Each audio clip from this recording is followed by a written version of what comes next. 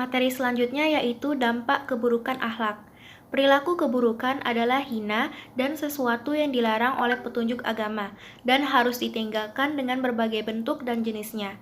Namun, dalam kehidupan beragama, umat Islam di Indonesia saat ini, kata dan perbuatan buruk tersebut masih sering terdengar. Terkadang pula muncul ungkapan yang salah satunya dalam mengklaim seseorang atau suatu kelompok dikarenakan pola pikir dan kurangnya pengetahuan sehingga sesuatu yang baik dianggap buruk, sedangkan yang buruk dianggap baik. Tentu saja, sikap dan istilah buruk yang dilontarkan oleh individu atau suatu kelompok kepada kelompok lain tersebut menimbulkan permasalahan tersendiri dalam konteks hubungan sosial. Istilah buruk juga tidak sangat menyenangkan bagi orang yang dituduh dengan ungkapan tersebut. Bahkan tidak jarang istilah tersebut bisa menyulut konflik dan mengobarkan permusuhan antara sesama pemeluk suatu agama, dengan kata lain terjadilah keburukan dalam hal interaksi sosial. Maka perlu adanya solusi dengan pengkajian yang mendalam sesuai petunjuk Al-Quran. Dalam memaparkan dan menjelaskan keburukan, Al-Quran menggunakan banyak istilah dengan gaya dan ragam bahasa yang berbeda pula, seperti term-term yang secara langsung menunjukkan keburukan, serta term yang secara tidak langsung menunjuk kepada makna keburukan. Keburukan akhlak dengan berbagai ragamnya mempunyai dampak tersendiri bagi pelakunya.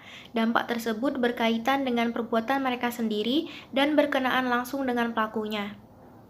Berbagai akibat atau dampak tersebut dibedakan menjadi 4 macam, yaitu sebagai berikut. Yang pertama, dampak ta'wini atau wada'i, yaitu akibat perbuatan dosa yang berkaitan dengan hukum penciptaan atau kodrati dan hukuman yang dirasakan secara langsung. Yang kedua, dampak praktis, yaitu sebagaimana pada zaman Nabi terdahulu, berbagai azab dari langit turun menimpa sejumlah kaum hingga membinasakan mereka. Al-Quran memberikan kesaksian atas peristiwa tersebut dalam surat Al-A'raf ayat 4. Yang ketiga, dampak batin, yaitu akibat perbuatan buruk atau dosa yang berkaitan dengan efek-efek yang akan merusak hati, mengotori cermin hati, serta melenyapkan kemampuan untuk meningkatkan kesempurnaan maknawi, menimbulkan keresahan hati, tidak tenang, depresi, memiliki rasa takut, dan gangguan jiwa lainnya. Yang terakhir, yang keempat, dampak akhirat, yaitu azab Allah yang akan ditimpakan kepada orang-orang yang berbuat keburukan di alam setelah kematiannya kelak, seperti azab neraka. Dampak dari semua keburukan adalah keburukan pula, bahkan satu keburukan menimbulkan keburukan lainnya.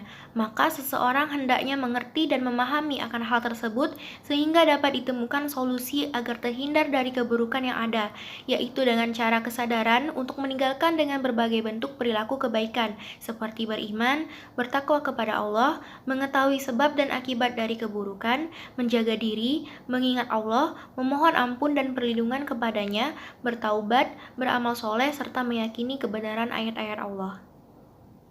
Itulah tadi materi yang kedua, yaitu dampak dari keburukan akhlak. Terima kasih.